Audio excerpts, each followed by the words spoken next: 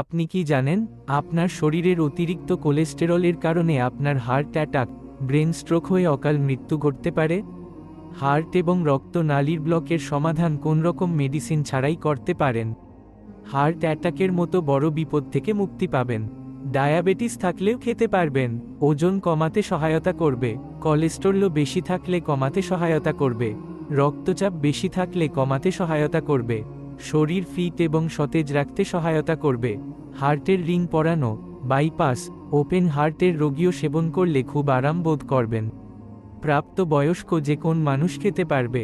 হার্টকে healthy ও পরিষ্কার রাখতে সহায়তা করবে। মেদ ভুঁড়িওয়ালা ভোজন বিলাসীগণ নিয়মিত সেবন করলে হার্টের রোগের সমস্যা মুক্ত থাকবেন ইনশাআল্লাহ।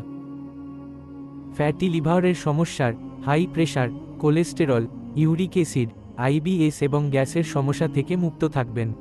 কিভাবে বুঝবেন আপনার হার্ট ব্লক বা হার্ট অ্যাটাকের ঝুঁকি আছে কিনা?